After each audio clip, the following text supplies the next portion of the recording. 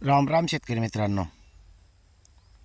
आपण जे अळीनाशक काल जे तयार केलेले आहे त्याने काल या टायमाला आपण फवारणी केलेली होती आणि आपण ही अळी बघून या दोन जागावर काड्या टोचून ठेवलेल्या होत्या 5 नंबरच्या लाईनमध्ये, की जेणेकरून आपल्याला अळी आहे त्याच्या अंगावर पडलेलं होतं आणि ते थोडी वडवड करत होती. तर शेतकरी मित्रांनो, आपण जे शेराच्या झाडापासून बनवलेलं आहे त्याचे हे परिणाम आहेत. आता बरोबर 24 तास किंवा 22 ते 20 तास झाले असतील. आतापर्यंत अळी तिथेच आहे. त्याच्या तोंडातून थोडं बाहेर काहीतरी निघालेलं आहे, अंगावर पडलेलं आहे. त्याच्यामुळे ते अंगावर पडल्यामुळे डायरेक्ट हे झालेलं आहे. अजून मेली नसेल ते असं माझा अंदाज आहे, कारण 2 वर्षापूर्वी जे ट्रायल बेस केलेले होते आपण, हळूहळू मरत असते, खाणं सोडून देते. त्याच्या अगोदर तिनं खाल्लेलं आहे. या 24 तासामध्ये कुठं हल्लेली नाही आहे ती. तर आपला हा व्हिडिओ दाखवण्याचा प्रयत्न एकच, की आपण जोपर्यंत परिपक्व किंवा पूर्ण खात्री करत नाही तोपर्यंत आपण शेतकऱ्यांपर्यंत माहिती देत नाही. तर आता आपण ते कसं बनवणार आहेत हेही सांगणार आहेत.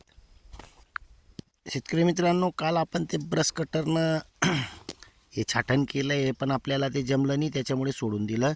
मेन फांद्या सुटून राहिल्या आणि दुसऱ्याच कट होत होते आपल्यावरी, आणि पायाला लागेल आपल्याला भीती होती. त्याच्यामुळे ते काही आपण काही लाईन काट केलेलं आहे, बाकी सोडून दिलेलं आहे. त्यामुळे जो मोठा हरभरा होता आता छोटा होऊन गेलेला आहे.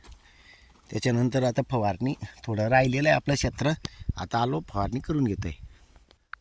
शेतकरी मित्रांनो, हे शेराचे झाड आहे. 2 वर्षापूर्वी आपण बाहेरून आणलेलं होतं. थोडंसं झाड होतं. आता बघा किती त्याला आपण आपल्या निविष्ठा देऊन चांगलं मोठं करून टाकलेलं आहे. मागे वारावांदी आली, पडून गेलेलं होतं. त्यानंतर तसंच्या तसं राहू दिलं. आता मस्तपैकी तयार झालेलं आहे. तर शेतकरी मित्रांनो, आपण याच्यामधून कमीत कमी 7 किलो ते 8 किलोपर्यंत मेंढंगा काढून घेतलेल्या होत्या 8 दिवसापूर्वी. आणि त्याच्यानंतर आपण त्या बरणीमध्ये घेऊन त्याच्यात 10 लिटर SR कल्चर टाकून दिलेलं होतं. त्यानंतर 8 दिवसानंतर आपण याच्यामधून वापरायला सुरुवात केली. अगोदर आपण 4 ते 5 दिवसामध्ये वापर केलेला होता मागच्या वर्षी, या 2 वर्षापूर्वी. तेव्हा ते झाड लहान असल्यामुळे आपण बनवत नव्हतो, पण आता आपल्याकडे भरपूर असल्यामुळे आपण त्यातून बनवतो आहे. आणि बनवल्यानंतर आपण SR कल्चरमध्ये आपण डंगाच्या डंगा टाकल्यात आणि काडीनं चांगलं असं घासून घेतलं आहे. म्हणजे जोरजोरात हे केलेलं आहे, की जेणेकरून थोडंफार अर्क निघेल.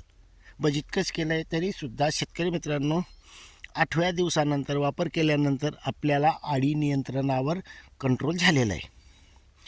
हे आपण अळी बघितल्यावर सांगतो आहे, पण ज्या अळीच्या असाही अनुभव आलेला आहे याच्यातून, ज्या अळीच्या अंगावर पडलं ती अळी मात्र त्याच दिवसापासून मरायला सुरुवात, म्हणजे कमजोर होऊन जाते.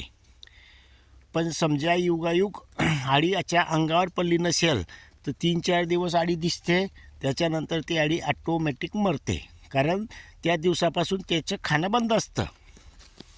हे आपल्याला अनुभव काय येतो हे, कारण त्यानंतर जे अळी आपण पाहिलेली आहे, तर समजा जिवंत असताना आपण तिला बाजूला केलं आणि असं दाबून पाहिलं तर तिच्या अंगामध्ये अर्कच निघत नाही काहीच, अशी पोची होऊन गेलेली असते, कारण तिचं खाद्य बंद झालेलं असतं. तर शेतकरी मित्रांनो, अळीवर आपल्याला जो इतक्या दिवसापासून फॉर्म्युला नव्हता किंवा आपल्याकडे निविष्ठा नव्हती, ती आज मात्र परिपूर्ण झालेली आहे. कारण अनुभव इज गॅरंटी. आपण सुरुवातीला केव्हाही सांगितलेलं आहे, आपण जे काही आपण बनवतो आहे ठोस पुरावा, अनुभव, माहिती घेणे, त्यानंतर ट्रायल घेणे, ट्रायल पूर्ण झाल्यावरच आपण हे शेतकऱ्यांपर्यंत पोहोचवतो. शेतकरी मित्रांनो, हा जो फॉर्म्युला आहे लिखित आलेला होता, त्या पाण्यामध्ये बनवलेलं होतं, तर आपण त्याच्यानुसार हे कामाला लागलो आहेत. हे झाड शोधायला आपल्याला 3 वर्ष लागलेले होते. आमच्याकडे दुर्मिळ आहे, भरपूर दुर्मिळ आहे, तरी आपण शोध करून आणलेलं आहे. तर शेतकरी मित्रांनो, शेराच्या झाडापासून अळीनाशकचे काम परफेक्ट झालेलं आहे. धन्यवाद.